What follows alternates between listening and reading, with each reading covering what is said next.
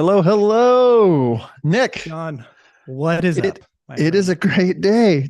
Every time we look, more people are joining our course.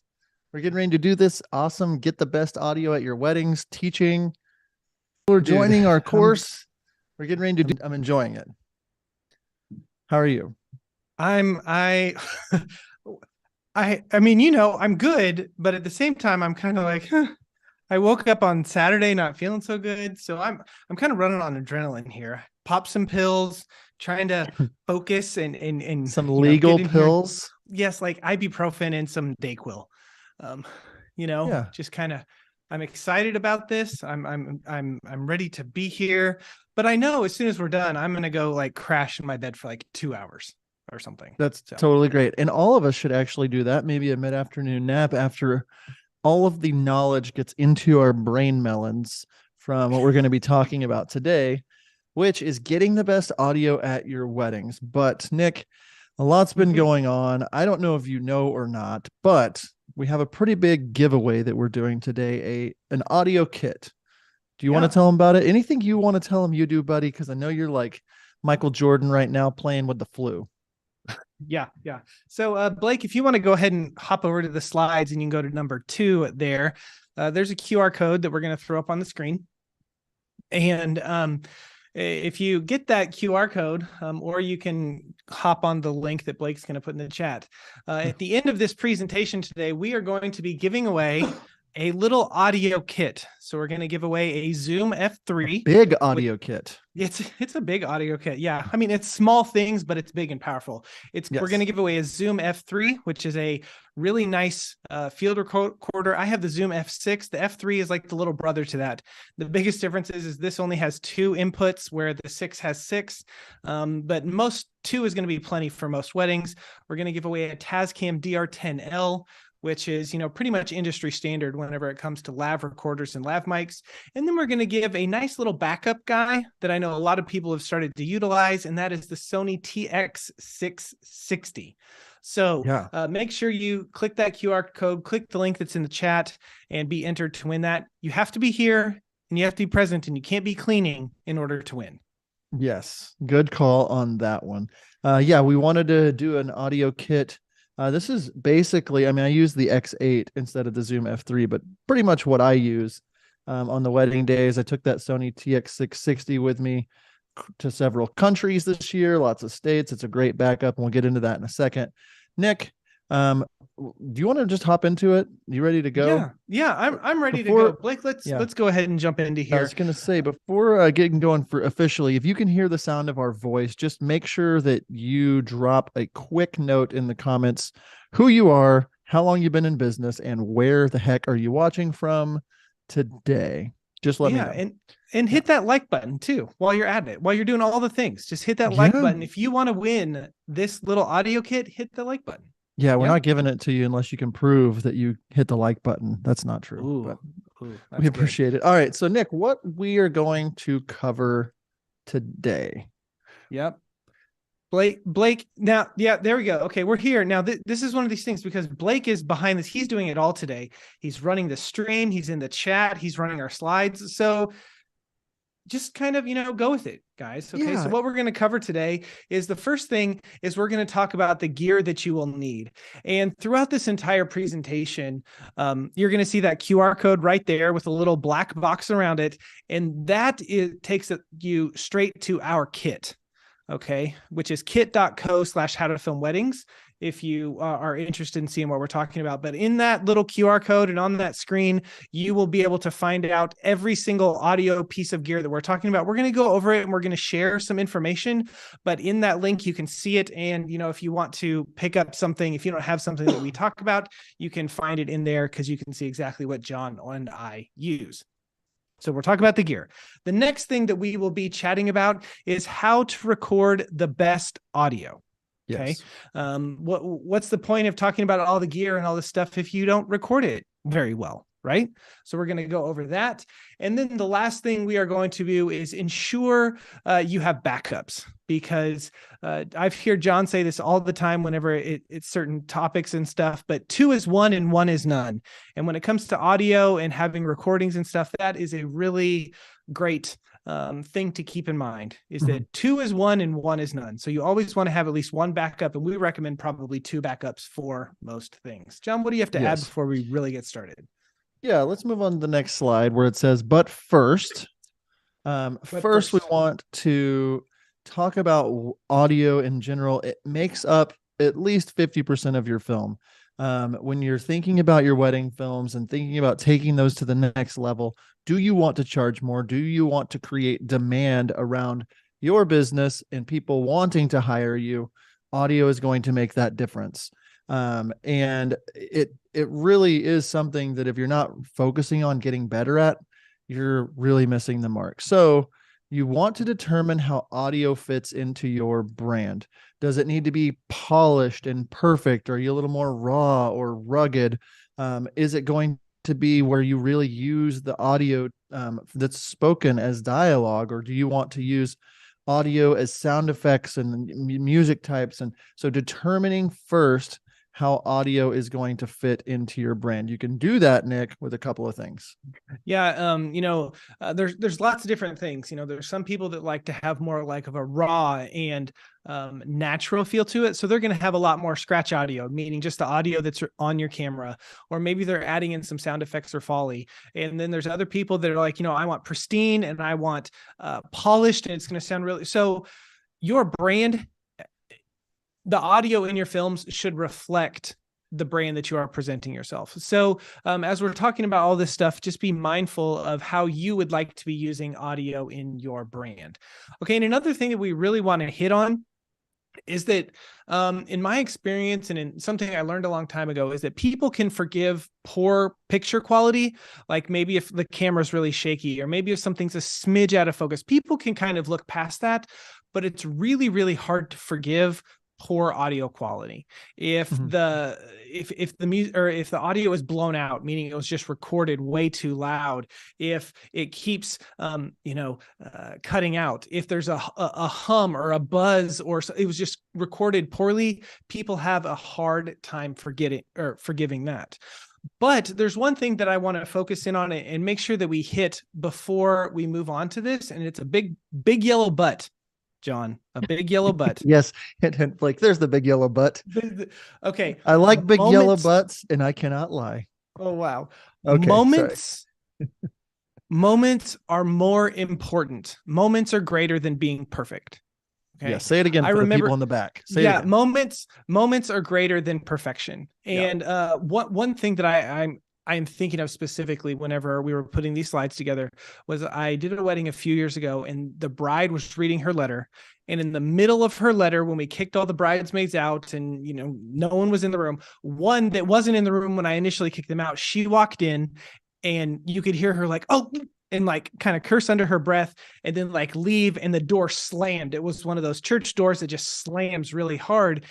And I remember going back and forth, and this was right when the bride was getting emotional. It was like a very powerful moment. And I remember telling my wife, I cannot include this in the film. Like I can't, it's ruined. And Jen goes, why not? That moment and seeing her reaction is way more important than it sounding perfect. And so we ended up keeping that moment in the film. Now you're going to have to make those decisions, but we much more lean on the side of including moments over it being perfect every single time. Obviously, we're going to strive for perfection whenever we can, but moments are very, very important. Yeah, I think for me and my brand, thinking about moments over perfection, or and I want to be able to capture those moments and be ready for those moments when it comes to audio. I can't tell you how many times in the 16 years of filming weddings, a spontaneous moment would just happen and I wasn't ready to record audio. And we'll get into that here in a second, but really think about it when it comes to your brand. How's audio going to filter into it? Moments are better than perfection, but how can we do it as perfect as possible and be ready and anticipate for the best audio possible? Right. So now let's talk about the gear that you'll need. And again, here's that QR code. You're going to be seeing this a lot. Blake, we go to the next slide here. And here is all the stuff that I am bringing to a wedding day. This is all the gear. Obviously, we have our cameras, and those do record audio. Jen and I actually do not use any type of external microphones on our cameras. That's just something we've gotten away from because we found that those things got in the way of how we like to film. But I know if you want better sounding in-camera audio, go for it. There's nothing wrong with doing anything like that. We have our lav mics and lav recorders. We have undercovers and a leg strap so I can mic up the bride. We have our field recorder. We have XLR, 1/4-inch, and RCA cables and an attenuator. Maybe you don't know what that stuff is. We'll get into it in a little bit. And then we have an on-mic backup for toasts, which is going to be either a lav mic on a mic stand or something like the Sony TX660. And then it's not really included in the kit, but I like to point it out. We always bring a mic stand and some gaff tape to the wedding so that the people, when they're doing toasts, they can put those microphones on the mic stand and not move around. But also then we put the backup on the mic stand, and so we can make sure to have a backup. So then again, on this next slide on our audio kit, there's a QR code up there. John, while I have this on screen, I just ran through everything that I'm bringing. Are you bringing anything additional or different? I think we're pretty similar in the stuff that we're taking. Yeah, I have 4 Tascam DR10Ls that I have. I have a white one to use on white clothing, white robes, white dresses, that sort of thing. I have the Sony TX660. I've got my X8, and then I don't do anything on camera either. For audio, I've found that what I capture just in camera is good enough for like the scratch audio that I would like to use. But if I didn't, one little tip, and I don't know if it's later or not, but I'm just going to say it now, is I keep a lapel microphone on me and clipped on my shirt. Okay, well, we'll hit it in. But instead of having that on-camera mic, I have a lapel mic on me ready to go at all times, just as an extra in case grandma's about to say something really quickly. I've literally just grabbed it and held it like it was a handheld microphone, just like towards the subject. And then at the end, after it was over, like said, hey, that was the grandma said something, and, just trying to get a little bit better audio. So yeah, that's the audio kit.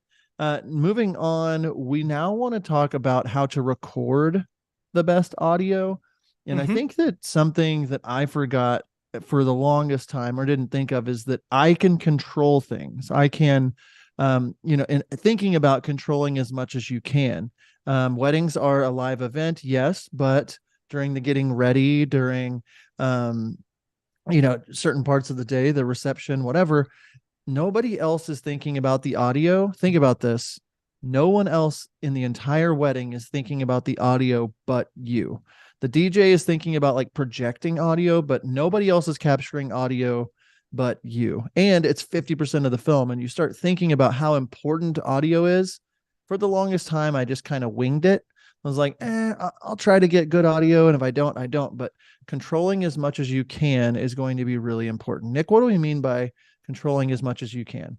Yeah. And then another thing, whenever you're reading letters or you're doing a first look, like letting people know what's going on. Okay. If they want to read a letter or do an interview, like ask the bride, do you want people in here? Most people, most of the time we just say, hey, we ask everyone to leave. And then we get the room as quiet as possible so that whenever they're speaking, there's not that background noise. There's not those interruptions. If there's a really loud air conditioner or, you're doing the first look and right whenever you start or about to start, a train goes by. And so you're like, okay, let's hold off until the train goes by. I actually did a ceremony a couple years ago and a train like went right behind the ceremony, and the officiant, he tried to stop, or he's tried to restart the ceremony like 3 times because this train just kept on coming.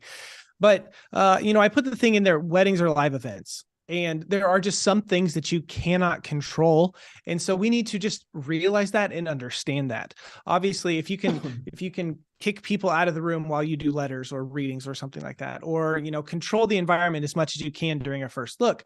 But sometimes you just can't do it and you just have to run with it and you have to deal with it. So it's kind of a fine balance of doing all that you can, but also realizing that it's a live event. And so you can't have everything be absolutely perfect, but also no one else is thinking about those things.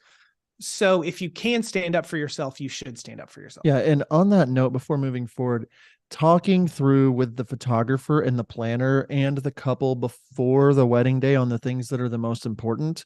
saying speech audio is very important to me. So is it okay if I go ahead and kind of control how that's where you're standing, where the mic's at, like just stuff like that. Same thing with like, hey, discovering whether or not the couple is going to maybe do personal vows or a first look or read some letters or have any interviews, those kinds of things. Then you can bring up like, hey, for that, I'm going to put a lapel mic on you. I'm going to make sure music's turned down for that. I'm going to take care of that and make sure audio sounds good. And it actually becomes a really good selling point, and your couples feel very taken care of when you do that the right way. Now, if you come into a room, the bride is getting ready and there's music on, and you immediately like shut down the music and say, video guys here. You turn lights off to get it perfect and you focus only on like taking care of you. They might be like, who the heck is that video guy? And why is he in here ruining our party? So just kind of like picking and choosing how you're going to control as much as you can as well. Maybe right before you do an interview with the bride or something, you might say, hey, in a few minutes, I'm going to turn this music down and we're going to sit all the girls around, and feel free to chime in when the bride's reading her letter and doing these interviews. Like, you're part of this. Like, that's a great way to control some of that audio and not be like, don't be afraid to talk, or if you don't want them to talk, you want to kick them out of the room, you can do that. Like, so, pre-planning, pre-production with that when it comes to the actual planner, things like that. Don't be like choosing hills to die on the wedding day. Like, no, we're doing it my way or the highway. If you haven't discussed that with the planner, the couple. So controlling it also has a lot to do with pre-wedding day. But they are a live event, and no matter what happens, no matter how hard you try, I don't know how. I think it's a glitch in the matrix, but a plane will always fly by. A car will honk its horn, an ambulance will go by, some kid will start screaming. You just can't help it. But listen and train your ears to control as much as you can. Yep. The next thing, and this should just be like a duh, but I know for a long time, whenever I first got started and brides had letters and stuff, I would just rely on my little Rode, shotgun mic, whatever it was that was on my, to capture that audio. And if I was like really close to them, and that would probably be okay. But there were times when I did other angles and other things, and it just didn't sound as great. And so a lav mic on a person is going to sound better. Why? It's just proximity. The mic is closer to their mouth, and so it's going to sound better. So I am a big advocate for mic during the ceremony, miking the officiant, miking the groom, and miking the bride. Every single wedding, that is something that I'm going in to do, and we're going to talk about how we do that, and maybe some situations where we don't do that. But I am a big, I want them to have the best quality audio that they can have whenever they are speaking and whenever you can hear moments. So obviously, putting a mic on someone, it is going to sound better. Now, yes, I know that it sounds fine, the bride's audio from a groom, but there are instances where you might have wished that you would have mic'd the bride, and we'll get into that here in a second. John, the thing you mentioned earlier is always be prepared. Yeah. This is what I was talking about having, like, I picked this up from you. You have a lav mic that you just have on you as an extra just in case. Yeah, and I literally clip it onto my tie or clip it onto my jacket, or have it in my bag right there.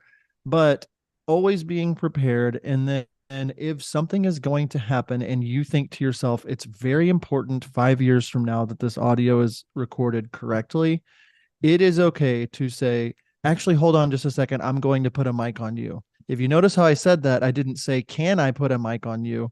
In that moment, if you know something, if there's something sporadic and you really want to grab good audio of it, and you're ready to go, and dad's about to pop in and see his daughter, and that wasn't on the timeline, it's like, oh, I'm going to put this on you real quick. She wants to hear, the audio, whatever, something like that. But having that ready and not in a bag across the venue or something like that, in that exact moment, I can unplug it, put it right on him, turn it on, and it's going. So always being prepared. And I've been able to get lots of little moments, little prayers from grandma, little bridesmaid, little prayer right beforehand, or a nice toast, or there's all kinds of audio that can be captured if you're prepared for it. So be better than the other wedding videographers around and always be prepared. The next one thing is that idea about being redundant.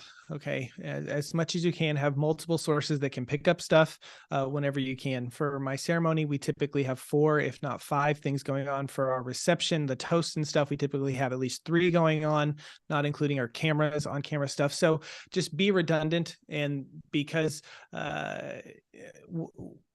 whenever something can go wrong, it will go wrong. And so you want to have at least 2, if not 3, which we recommend 3 if you can do that. So now we're going to jump into how to record the best audio. And we're going to start with miking the bride. Okay. What?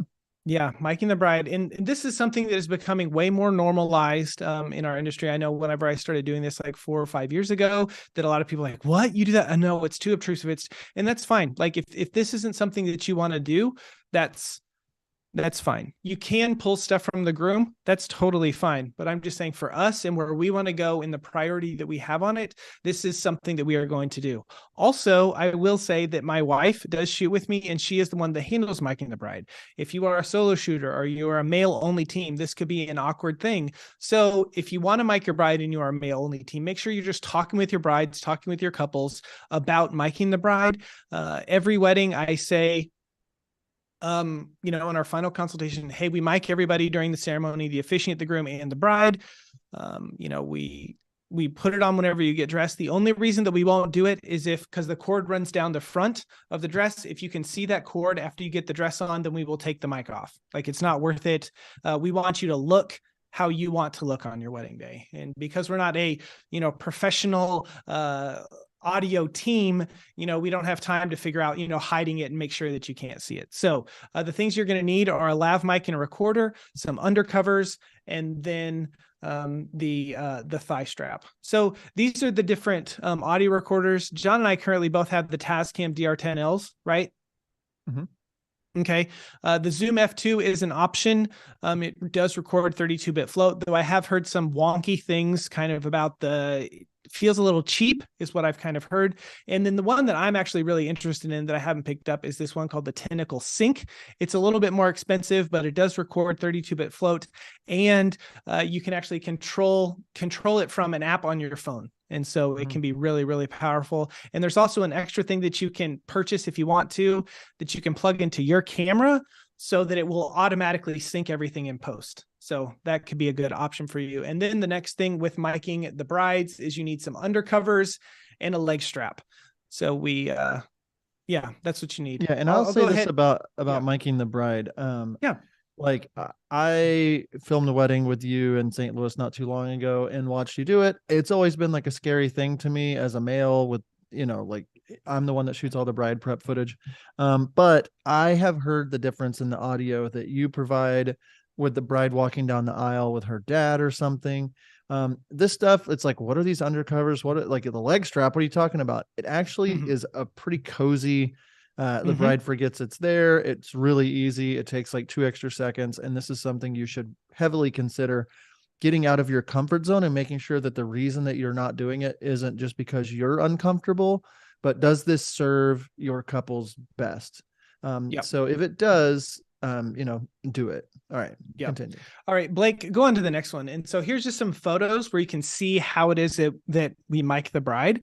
Again, here, this QR code takes you to our kit so you can see all of this stuff. But as you can see on the cup there of the dress, we take these undercover stickies and we stick the lav part, just the microphone, no recorder on this, and we stick it on right there. You can see it in the dress, the white part hanging down.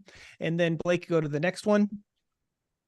There, now you can see like this white part to it. It's just this kind of felt stuff that goes over the top. So it kind of cuts down on the rustling just a little bit. It also makes sure that the mic is protected and it's not going to come off anywhere. Before that moves, everyone, please just take a quick screen grab of Nick with this dress and maybe tag him on Instagram, maybe a little meme. You don't have to have any context, but what if we blew up the internet with just Nick looking down like he's about to put on this dress? I'm just saying, you'd look good in this. You know what I'm saying? Okay, sorry. Continue. Maybe I would.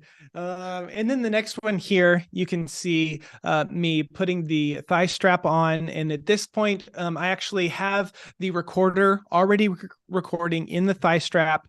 And then I grab the end and I, plug the microphone into the recorder. And then I get the strap on there tight and secured. And I stick the excess cord into the strap, so there's nothing hanging down. It's secured on there tight. I'm asking the bride, hey, does this feel good? Does this feel comfortable? And yeah, that is what we are doing there to make sure she is mic'd up. John, any thoughts or questions with us doing that? No, I think that watching you do that and having been so afraid to do it for so long, it really isn't as big of a deal as you would think. The bride, as long as you've communicated beforehand, hey, this is what we're going to do to get the best audio, even if you needed to show a couple examples of like, this is the kind of stuff we can get, and just reassure them, if you don't like how this feels, whatever, we'll try it. If you don't like it, takes 2 seconds to take it off. Someone asked in the comments, is it easy to take off? Nick, when do you usually take that off? Yeah, that's a really good question. So we put this on whenever the bride gets dressed, and it stays on through the end of the ceremony. So sometimes that's, just about an hour because she gets dressed, they go straight to the ceremony. Sometimes it's a few hours because we're doing first look and photos and all that sort of stuff. It's really easy. All the bride does is she just undoes the sticky in her bust. And then you go down, you undo the strap, and you pull everything straight down. It comes right off. It is really, really easy. So, so we're asking the question, should you mic the bride? This is from a recent wedding. Blake's going to pull up this video here in just one sec. And I am showing you the 3 different options that you have to record. I have the DJ board, I have the groom mic, and then I have the bride mic. And just as a backup, her voice sounds, you'll notice it, her voice sounds fine with the groom mic, but you can hear him sniffling, and, he was kind of emotional and that kind of stuff. And it really picks up on that stuff. And then it goes to the bride mic. So Blake, why don't you just pull that up real quick, and we can all just take a listen to these different audio sources. Oh, okay. You don't have that video, Blake, is what you're saying? Oh, okay. You know what, guys, this is what we're going to do. We're going to keep on moving, and we'll see if Blake can pull that up and maybe show you guys that example later. But anyway, or maybe I can post it somewhere. But the idea is again, the best audio is going to come closest to the person's mouth and is close to where they are. So there we go. So in my opinion, you should definitely mic the bride. John, anything you want to add? No, I think we can move on to the groom. Okay. You're good with it? Right. Yep. So, I was going to say, if this is helping anybody, let us know in the comments. Let us know. Yeah. Okay. This goes for miking the groom and, the officiant and anyone else that you're just putting a mic on real quick. These are a couple of different options. And so in this next picture, Blake, here, you can see the mic just on the groom's lapel there. This is probably what most people do for the groom, for father of the brides, for officiants, for anyone that you just want to talk really quick, going there. This is the placement that I do on everyone except the groom, actually. If you go to the next slide, I kind of go a step further and I hide the mic with the same idea with the bride in the groom's collar. And the reason that I do this, one, is it protects some from the wind. We're doing a lot of outdoor stuff. It protects from the wind. And the other thing is, whenever you put it right here, it just makes it so it's not visible, especially since we're putting it on right whenever they get ready, and we're keeping it on through the ceremony, through first looks or family formals or any of that sort of stuff. It's hidden. And I know that there's a lot of photographers that, especially when we're doing family formals, it doesn't need to be on there. I have done that where I put it on there and I just put it in their pocket and then I put it back on. But for the ceremony, guess what I forgot to do? I forgot to put it back on the lapel. So the groom's mic was sitting there rustling around in his jacket pocket. Excuse me. So this is something that we do, is we actually hide the lav mic in the collar, and then it goes back there, and then I run the cord down the tie and then just down the back of his jacket, and I put the pack on his pocket. So yes, and this was another thing that when I shot with Nick back in September, I think so, that I was in charge of miking the groom under the collar. I hadn't done this before. I usually just put it on the lapel, and I was nervous I was going to screw it up. And I did not screw it up. It was pretty easy to do under the collar. And then like literally you do a loop around the back of the tie and it makes it where it's not going to fall off. It keeps it safe, keeps it secure. And the audio itself is just much less susceptible to wind. Nick, I was going to ask you, and this isn't part of the EQing that is, there's a tiny little bit more effort, right? Just like pulling out some of the low end side of the audio. Yeah. Sometimes, not always, but sometimes, whenever you're mastering your audio with the EQ, you need to pull up, like in the 4,000-ish range around that area. Just kind of pull it up and make it a little bit louder, so it kind of takes away some of that muffle from the voice. Yeah. Or you could pull it down into lower ends. But yeah. So there's a little bit of work there, and it's not a lot. It's just a tiny bit of education on how to get it dialed in. And that's the thing that I keep realizing with all the things that we're putting out is like, if I'm not doing something that makes me a little uncomfortable, like you don't have to do it on the wedding day, but like you could practice this stuff with a friend or whatever, put a collar on, see what it sounds like, edit the audio, mess with it, hire somebody, ask us in the group to help mentor you, or, in the complete video group, you could dive in there and like just focus on little bitty tweaks that you can be making, because these little things add up. All right, moving on. It looked like, Blake, you got that video. Yeah. Do we want to play that just so we can see really quick, John? Okay. All right, we're going to pull this up. And again, this is just an example of the DJ board, the groom mic, and then the bride mic. So, Blake. I'm at a loss as to where to begin and how I could possibly summate the love I have for you into just one letter and a few lines of words. But I'll do my best. You entered my life at a time when I felt like things were too chaotic for love in our relationship. So much so I almost canceled our first date. My mom gave me simple words of encouragement that convinced me to pause on the cancellation. She said, "Life is too short to wait for the right time, and you never know, Kaylee. You might just fall in love." Of all the times I've been thankful that I've listened to my mom, which is many, that's the one I'm the most thankful for. All right. So, yeah, Nick, why don't you explain real quick what you put together there? And then, obviously you can hear a difference.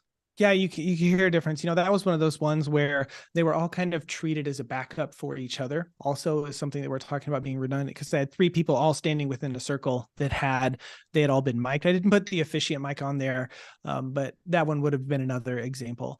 But you could hear that the DJ board, if you're relying solely on that, like that was just a bad feed for that one. You could hear how noisy it was. It was recorded really soft. I didn't turn the volume up or anything, but if I would have turned the volume up on that, you would have heard how noisy it was. The groom mic, again, she sounded okay with that one, but you could hear how sniffly he was, and he kept like moving around and shifting around. And so it just wasn't as clear as it could have been. But as soon as you cut to the bride mic, you're like, wow, this sounds night and day difference. It's like we say, the groom mic is good enough until you experience what it's like for the bride to be mic'd. Okay, John, you talk for a second. I need to cough. You can just mute Zoom. Yeah, I think that for me, in watching that, I know that a lot of the people that I really appreciate mic their brides, and you might be saying, I'm not going to do that. Maybe try it. Maybe try it on a couple that like you're really close with, or you feel really comfortable with. Practice that and give it a whirl, because it does make that big difference, that big of a difference. And those little things add up when it comes to things you can communicate to your couples that you do that other people don't. And that helps with perception and perceived value. And you say, I mic our brides. I have Ryan Coda with Wedditor edit my audio dialogue on films, and he's also edited Luke Skywalker's voice or like Star Wars voice dialogue for Lucasfilms. And it's like, I can say, yeah, I do this. This is something that others don't. This is added value, perceived value, and that's what you're doing. On the screen, as a reminder, here in just 20 minutes or so, we're going to be giving away this audio kit. I'm sure you've already entered, but you have to use that QR code or the link that Blake will put in the chat. We're giving away a Tascam DR10L, Sony TX660, and the Zoom F3, an entire kit for your wedding day. And then next, also, Nick, it's Complete Wedding Videography Week. We haven't really even mentioned it yet, except for right at the beginning. But we've got 9 hours and 56 minutes until the doors are closed. I think I saw Fraser in there talking about the complete wedding video course. If you're watching this live, could you do us a favor and just write your thoughts if you've joined the complete video course on what you think if people should invest? It's $14.97, or you can get started for $147. We said it in the podcast today, but this is not just a way for Nick and me to just roll around in cash. That's not the goal. Our goal is to help people, and we can help you succeed with this course. It's 30 plus hours of content. It's all of our templates, all of our pricing guides, posing guides, upsell guides, everything to help you shave off years of time in your business, and a private Facebook group where we go even deeper on subjects like the one we're doing today. So if you haven't, consider joining it today. We're not going to open the doors back up until at least, I would say, April. So booking season is right here upon us, Nick. And this is the time to be brushing up on our consultation guides, listening to real consultations, watching behind the scenes at weddings, different things like that. So there's my pitch. If you haven't tried it or haven't looked at it, click over to that URL and at least leave that tab up. If you have questions about it after this is over, we might do some Q&A, and then also just on Instagram at How to Film Weddings, send us a DM. All right, Nick, anything you want to add about the course before we get into plugging into an audio system? No, the course is you, David. Okay, sorry. My word.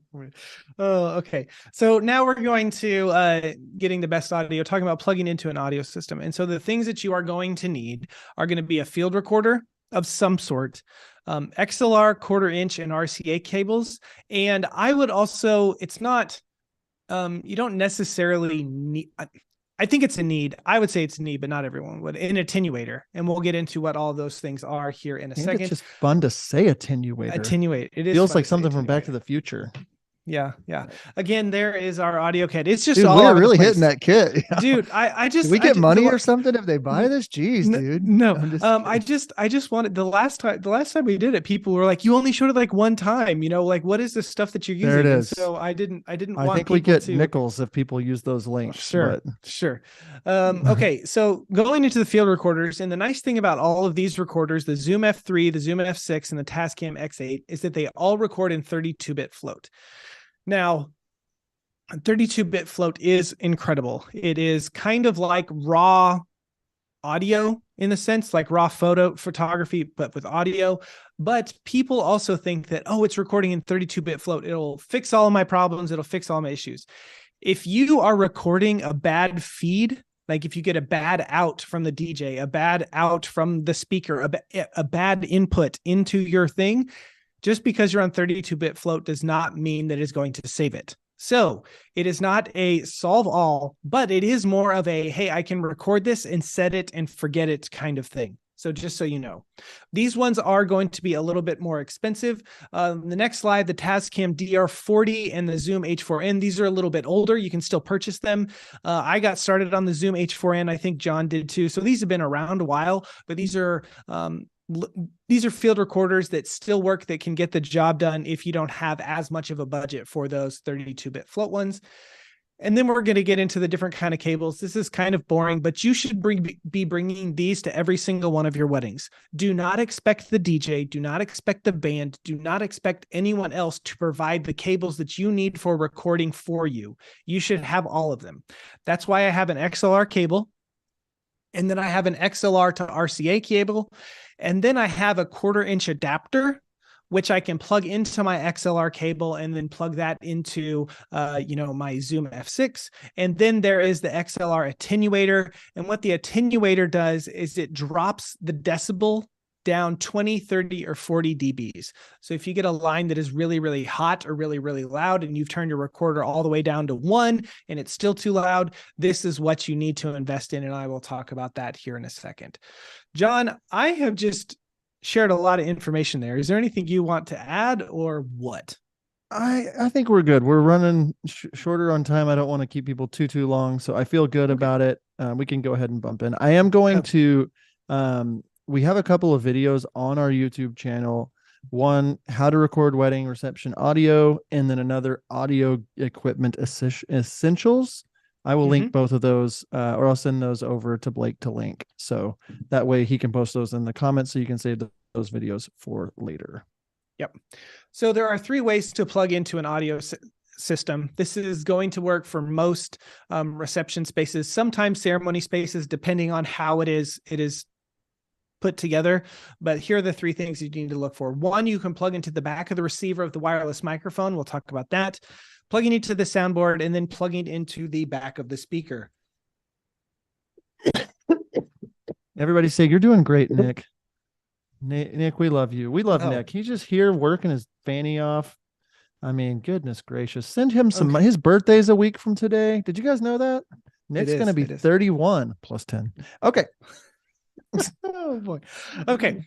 So plugging into the back of the wireless receiver. Okay. Most wireless receiver, and this is the thing that communicates with the wireless microphone. They have an XLR out, but they also have this 1/4 inch out right here. Most DJs are using that XLR to take that feed into their system. I will walk up and I will plug my 1/4 inch adapter into my XLR cable, into my receiver, and get that feed specifically. All right. This is my number 1, my first recommended thing that you try and do. John? So this was always so scary. And I don't know why it was so scary, because you're dealing a lot of times. I don't know if you have out there dealt with a DJ that really doesn't know what in the heck they're doing. I mean, that's rare, but sometimes they've just been taught how to plug in their system, plug in their iPad, and push play. So when you come up there and you're like, hey, I need to do all these things, like think about reading the room, making sure they're comfortable, kind of give them some details of like, I've never lost a patient. I've done this at hundreds of weddings, or I know what I'm doing. And this right here is taking the signal as close to the source as possible. It's not going through anything else. And we're going to go through that here in a second, but that one little out, you plug into there. I did this I just started doing this year. Okay. So like, this is something I was afraid to do. It's so easy. There's an out. They're not touching it. You just plug in, and you'd plug in your 32-bit float receiver. You make sure the line levels or the audio levels are good, and you literally cannot screw up the audio. Like, it's so hard to screw this up. It's not going through their crappy system and pushing it all the way through their board, then pushing it through their speakers, and then you get it. You're capturing it before it even gets to their board, which is like as clean it's just the signal. It's not the signal plus anything else. So take a screenshot of this, mess with it, take the time before on the wedding day to like chat with the DJ, whatever you need to do to check this to make sure you're getting this audio. Okay. Yep. So here's some pros and cons about plugging into the receiver. 1, the biggest pro, absolutely, is that this gives you the best available feed. Like we said, there's not it doesn't go to their board. It goes basically straight from the mic through their system into your recorder. So it's the biggest pro. Some of the cons. 1, if you rely on any other audio from the reception, you are only getting the audio from the mic. So if you like getting the music for like the first dances or anything like that, you're going to need to do something else in addition to this, which we actually recommend. Another thing is this can be hard to get to sometimes, depending on how the DJ has their board set up and has their, they have those boxes and things. So this might be kind of hard to get into.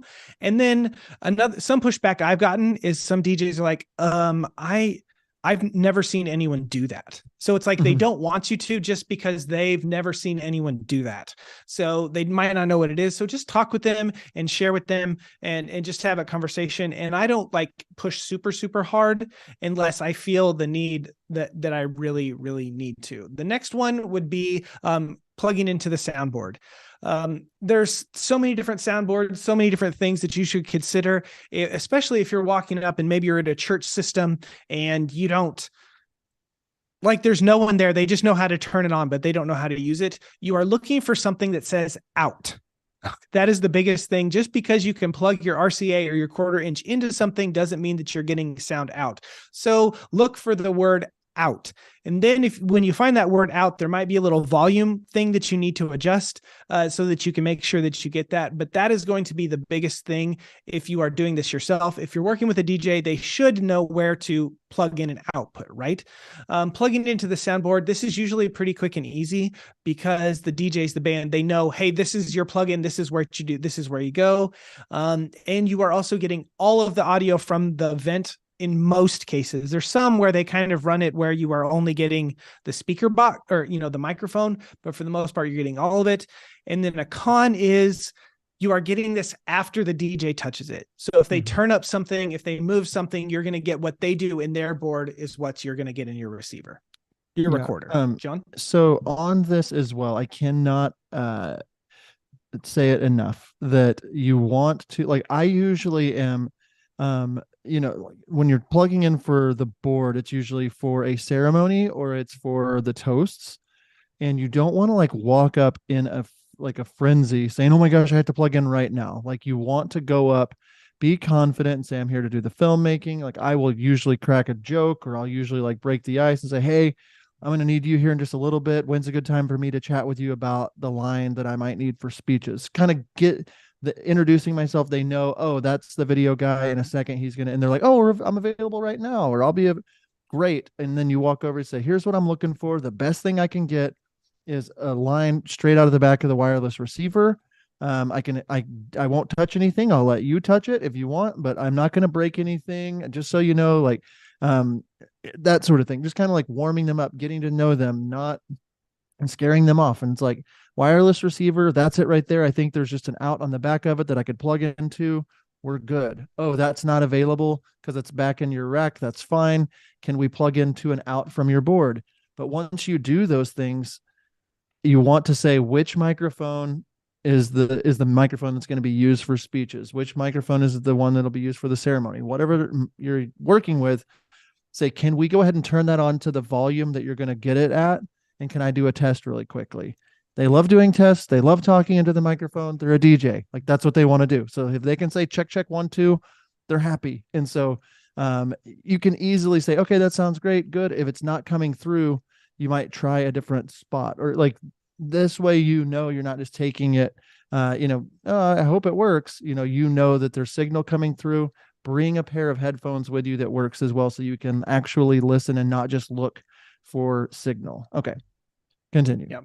And then the last thing that you are going to want to do potentially is plug into the back of the speaker and look out for the out on the back of that. Most of them have just one right there in the middle, kind of where I have that circled. Now, the thing is, this is where you really want to use an attenuator, especially if you're using a field recorder or something that does not have the 32-bit float, because this is what is called line level, which is just a lot louder than mic level, when mic level is what's coming straight from the mic into that receiver. Everything else is going to be line level, but these speakers are really, really loud. And so with that attenuator, you plug that in and it's going to go down negative 20, 30, or 40 dBs so that you're not blowing out your audio. Okay. A big pro of this, usually this is really quick and really easy. Walk up, hey, I can plug into the back of the speaker. That's great. Another thing is you are getting all of the audio from the event. Everything that goes through that speaker, you are getting into your recorder. One of the biggest cons, I think, is that you are getting this after the DJ manipulates it. And so if they're adding some weird effect, or they, turn the gain up really loud instead of doing something else. And so it's a little, it's a little noisy. Okay. Hey, and Nick. Then again, yes. Hey, Nick, I think that it froze for just a second. Do you mind just saying this slide one more time? Are we back? Yeah, we're back. Yeah, but Okay. it froze for just a second. Okay. So I'll restart this slide again. Pros of plugging into the back of the speaker, it's usually quick and easy, and you get all of the audio from the event. A big con is that you're getting this after the DJ manipulates it, which, sometimes it can be really noisy, or it can be kind of, there can be more problems with it. And then again, because it's to the back of the speaker, it's very loud, it's very hot. So you're going to need or want an attenuator to plug into this. So yeah, the quality of the audio that's coming out of the speakers usually is hot garbage. It's okay as like a backup, and what I use as my backup, we'll get that in a second. But if you think about it, just the way that audio works, you start with a voice next to a microphone, and that microphone is sending a signal to a receiver. That receiver is what is plugged into the DJ's board. And then the DJ's board is plugged into XLR cables or wireless, whatever, and then is pushed out to the actual speakers in the room. If you can catch that audio right when it goes into the receiver or before it even pushes through the board, it's going to sound the best.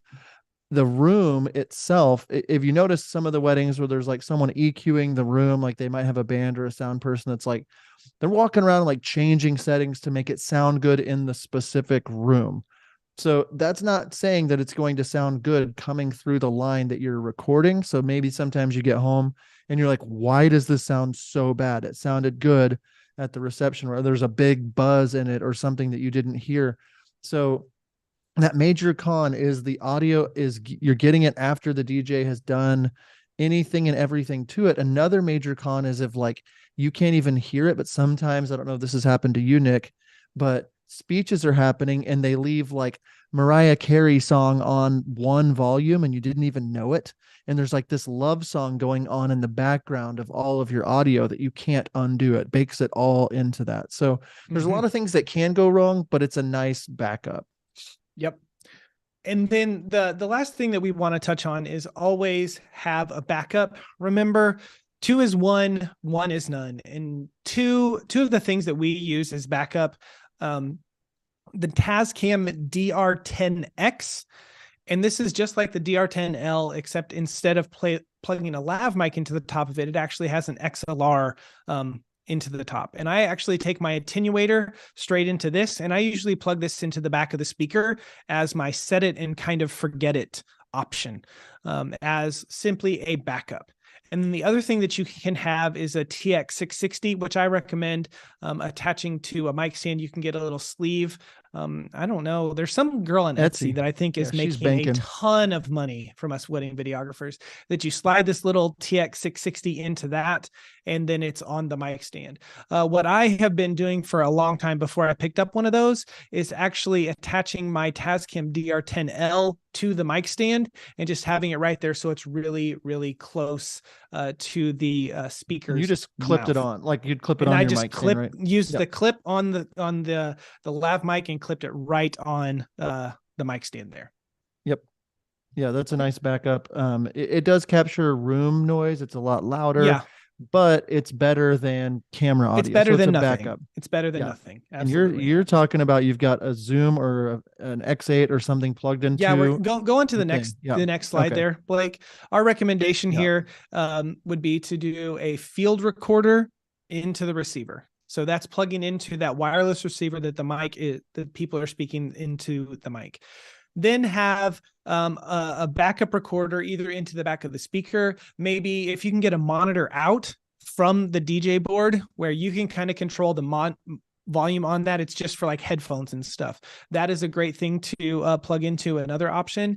And then having a mic on the mic stand. So those would be 3 sources of audio for the toast, for the reception, for the stuff that is going on, the back of the receiver, the board or the speaker, and then on the mic stand itself. Can I go off script for 1 sec, like I like to do? Ooh, yeah. You can. So a couple other things that I'm thinking about, just recommendations. So I have 4 Tascam DR10Ls, and that's on purpose because I always like, where can I get more audio? How can I do it even better? You know, thinking through just even like the reception, I've started to put a microphone on the groom or the bride during speeches, like a Tascam DR10L, to capture the groom's reaction audio. That's a little tidbit that I don't see a lot of people doing. You hear the speech giver and then it cuts to a shot of the bride and groom. They're laughing and maybe saying something back, but you can't hear them. So maybe throw a microphone on the groom during toasts.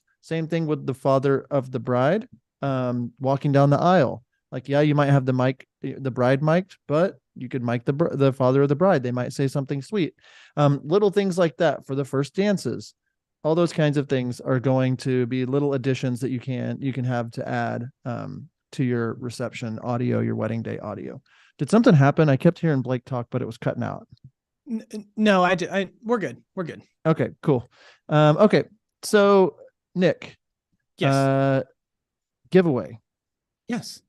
Giveaway. People probably, before we do the giveaway, in recapping, audio is super, super important, right? I mean, audio plays a huge role, and it feels like this big scary monster that you're like, what the heck do I do about audio? What does 32-bit float mean? What does this frequency mean? You know, learn your audio equipment, hire somebody to help you learn it, practice with it, whatever you need to do, because audio is something you can't take for granted. You have to do this right if you're wanting to charge more for your wedding films, if you're wanting to have films that draw more people and create more demand. And that's what we want for you, is like people to be knocking down your door to say something about your films are different, something is better, and you can point and say, we take care of you unlike anyone around with our audio. So if you're interested in any of this audio equipment, that QR code will get you straight to the giveaway, and the link is posted as well. Nick, we got 9 hours and 35 minutes until the doors close for the complete wedding videography course. What do you got to say? It's great. It's a great investment. John and I spend a lot of time, a lot of energy, 20 plus years of us being wedding videographers, creating this course and sharing our information.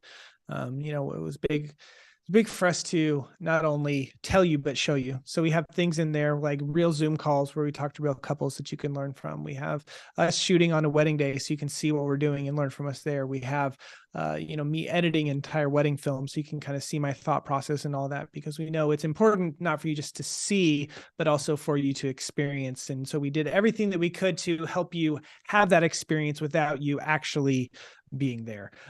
Sorry about the QR code that's been on the screen for the giveaway. It didn't work, but it's been placed in the chat a few times there. So anyway, this is definitely something that can and will change the trajectory of your business by you taking this course and implementing the things that are said. We've had, one of our students, Kylina, the first time that we launched the course, she purchased it, and she automatically went from like $2,800 to like $5,000 in just in how she handled herself and how she talked to her couples and stuff. So it was an incredible thing to hear. And so we know that if you apply the things that you have learned from us, that you will be able to charge, $300, $500, $1,000, $1,500 more per wedding, and then more in the future. So I was going to say, yes. I sound like I was getting emotional there, but I just got caught off guard.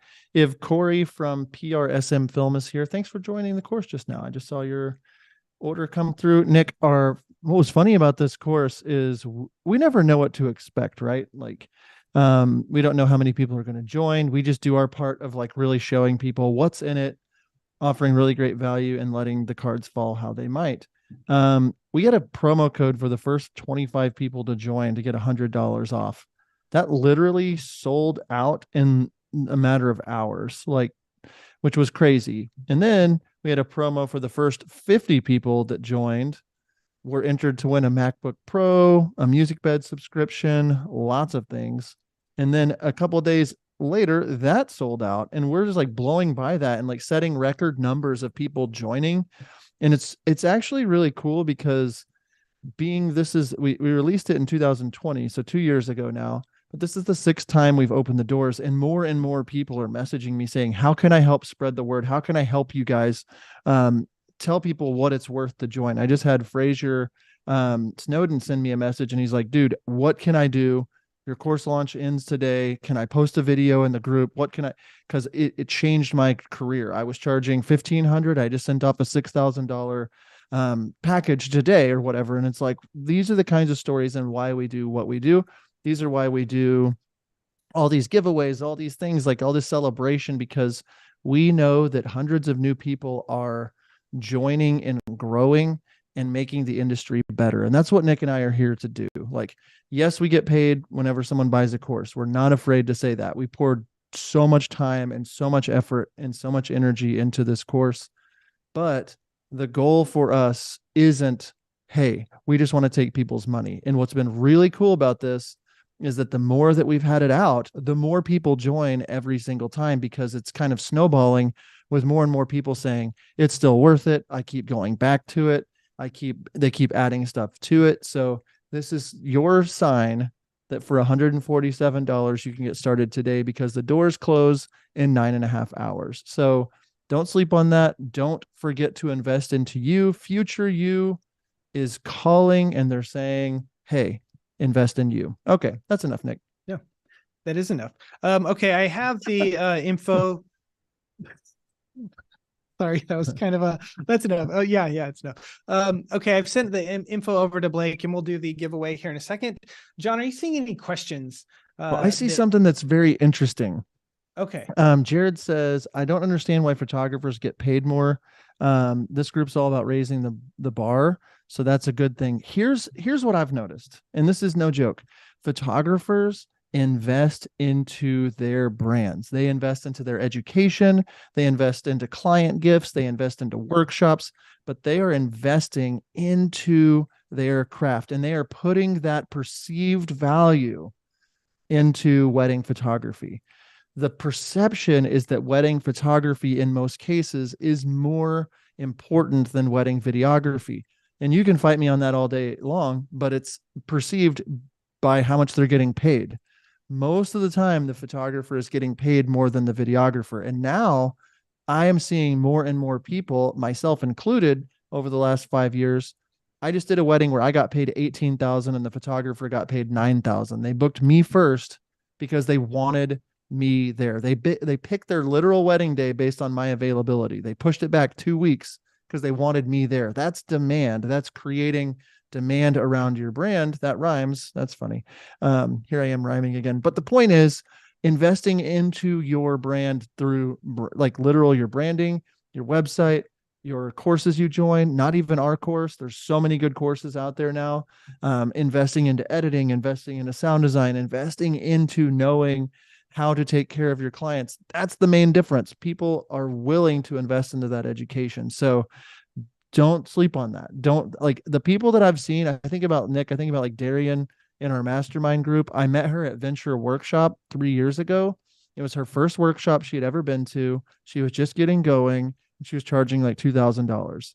Since then, she's joined our mastermind group. She's been to other things. She keeps growing and pushing, and now she's charging $6,000 or $7,000. And that's not a coincidence. The people that are investing into themselves are the ones that are taking it to the next level. And yes, you can do that for free on YouTube and free on our podcast. And like, if that's all you can do, that's great. That's why we have the free stuff that we do. But if you have an extra $100 or $200 a month that you're just blowing on eating out or on Starbucks or whatever, like, it's on you that you're not investing into things like this course or mentor sessions with people or going to workshops. Those are the little things, the little nuggets that you're going to get inside this course.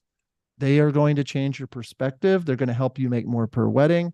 And that's going to be what you look back 3 years, you're like, whoa, I'm charging way more. What was the one thing I did? And it's like, there wasn't just one thing. There were lots of things, but those that continually invest into themselves are the ones that we're seeing the bell curve go, like the curve go way up for people like that. I get excited when I'm talking to people about that, Nick. It just happens. And I know your throat's hurting. So anyway, that's all I have to say about that. I think so, but it's the last day, and I'm really passionate about the right people taking that step. So consider it.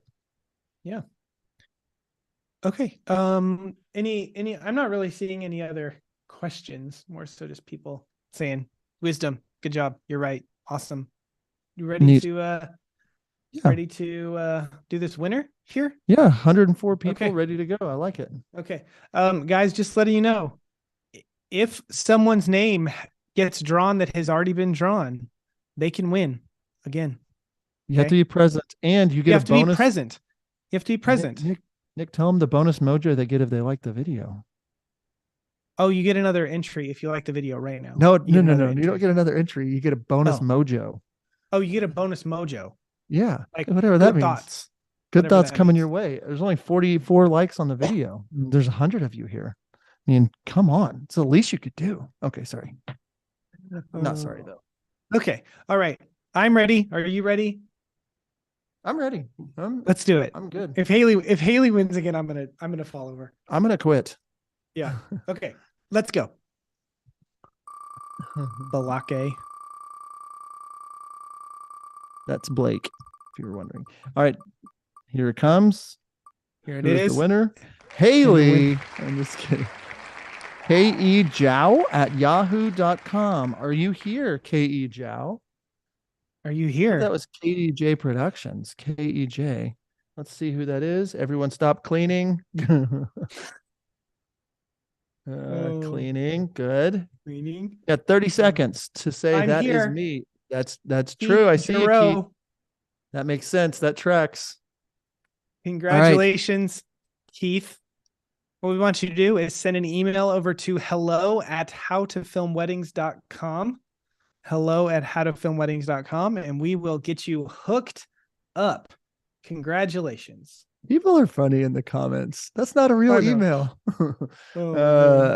Any questions about audio anywhere you're hitting your head on audio? Glad to hang on for just a few minutes. Seriously, this has been so much fun. Nick, I know you're not feeling super dope today, but launch week is so much fun for Nick, myself, Austin, Jessica, Blake, and the team. Just like we pour a ton of effort into these, a lot of stuff going on behind the scenes. Blake is probably covered in sweat trying to find that video that he found earlier. So thankful for our whole team. We've been getting on every morning on Zoom and figuring out the plans for the day, and it's a fun process. It's so much work opening up the doors for the course, but it pays back in dividends whenever we get to see real life stories and get real life messages. So if you have questions about audio or anything like that, let me know. Tyler, when is the drawing for the MacBook Pro? That'll be actually in a couple weeks inside the Complete Wedding Videography group. We make sure that there's no returns, none of that kind of window is closed before doing that giveaway. So we'll, if you've joined the course and you're not in the Complete Wedding Video group yet, you should have gotten an email, but if you didn't get one, just send us a message. We'll get you in there. What is it? Okay, cool. Nick, do I try to hide the lav mic with the officiants? No, I don't. And the reason is because they're not a focal point of what's going on, and it's only during the ceremony, and that's like an acceptable thing. So I am not trying to hide the lav mic on anyone else other than the bride and the groom. And that's simply because, if we do other photos and that sort of stuff you kind of have to hide it with the bride, but with the groom, yeah. So no, only the bride and the groom. Yeah, it looks like there was a question about best tip on the post-production side. Must have plug-in best practices. Nick, I'll let you answer that. I take a look and try to understand what it is to EQ. In like look at the different ranges in the number ranges of an EQ and figure out what those different frequencies mean. And whenever you manipulate stuff, what it is that you're looking for. There's actually the other day I was editing a video and putting out the audio stuff, and I knew that like the range where this, like the constant, the sibilance with this like that noise was, I knew where in the EQ it's like 55, 6,000 in that range where that was. So I could pull that down and it actually dropped down those hard S sounds like that whenever this guy was talking. And so just go in an EQ and learn those things. Find some plugins that make it easy. What did I found this plugin where there was lots of rustling of microphones, that stuff. And I found this plugin. I need to look it up. It was $100 and it basically removed all of that, and it didn't mess up the voice very much at all. Highly recommend it. I'll see if I can find the name of it. I need to cough again. Multiply Media made a comment in the comments section about CLA Vocal by Waves is the perfect plugin for all vocals. Check that out, because that's one I have. Yeah, that's one I have. Yeah, and there's all kinds of audio production type courses for YouTube videos. Our friends over at KEJ Productions have their audio mastery, which is just a killer course on that. And so have we done an audio EQ video on YouTube yet? or how to? We have not, but look Okay. up KEJ Productions. Yeah. And they have 4 really good videos where it kind of talks about EQing and the other one that goes with it. Yeah. I can't remember it.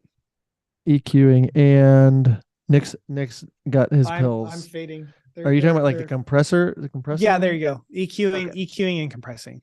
So Yeah, they have like which 4 gets videos. super geeky, but it's something that is super fun to do if you do it right. Kind of like color grading. You can just keep going deeper and deeper into the matrix.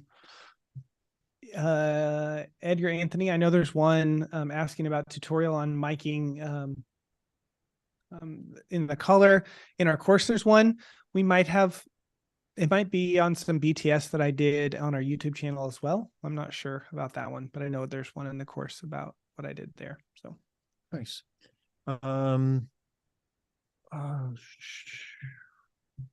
Yes, Cinegarden is correct. Having someone in your corner that really understands audio. That's another thing too, is capturing the audio the best way possible obviously helps you. But then having professionals or connecting with people that can like help edit dialogue. There's so much more when it comes to audio. Obviously, you can't go through it all in 1 hour. Sound effects and adding those. We've got Multiply Media in the comments that has the most killer sound effect pack with different pads and different whooshes and glitches and stuff just to add extra creativity. So there's so many tools now that are out there for us. It's just going out and getting and investing into those and then adding that as a layer of, your tool belt for the next season. And if you haven't listened to today's podcast, go listen to it. Just it'll prepare you for next year. It'll get you ready. The title is like, is it time to raise my prices? And why I'm saying that is because all of these things that you're sitting here live watching these things, you're investing an hour of your time. You just invested time to like learn more. You're going to invest into courses. 12 months from now is whenever the weddings you're booking right now, or for a year from now.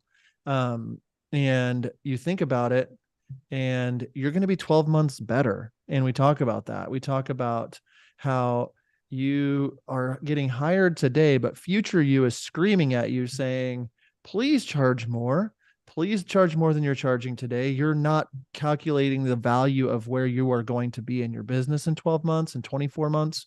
And so it's a really good episode. And that's one of the things that we do so well, I believe, in the course on the business section, is really helping you determine your value and really helping you see how much you can be charging, how you can make more per wedding. And those are the little things that just add up by investing into your business. Nick, I just saw someone else just join the course. Someone else did LHS Visions. Are you live in the chat? If you are, thanks. Who's Edwin LHS Lures? Edwin, thanks for joining, Edwin. I like you. Jared, I can't stand microphone rustling either. Drives me bananas. All right. Anything else, Nick, before we head off today? I got a lot of stuff to still accomplish before the end of our launch. If you want to hop on a Zoom call, yeah, Nick's done. Nick is officially retiring for the remainder of the course launch for the next 9 hours, 18 minutes, and 0 seconds. But if you have questions about the course that you don't want to ask in public, send a DM to How to Film Weddings. I'll send you an audio message, or we can hop on a Zoom call. I'm going to be around for a bit. So that's how much we care. Nick, it's so great working with you and helping people. I love you, brother. You're my best good buddy. Hope you feel better by the time Thanksgiving gets here. Happy Thanksgiving to all my American friends. And if you're not in America, you can celebrate Thanksgiving too on Thursday. Just take the day off and eat a bunch of sugar. It's American. Yeah. Anyway, Blake, thank you for being here. You're the man. And I guess until next time, we will see you. See you guys.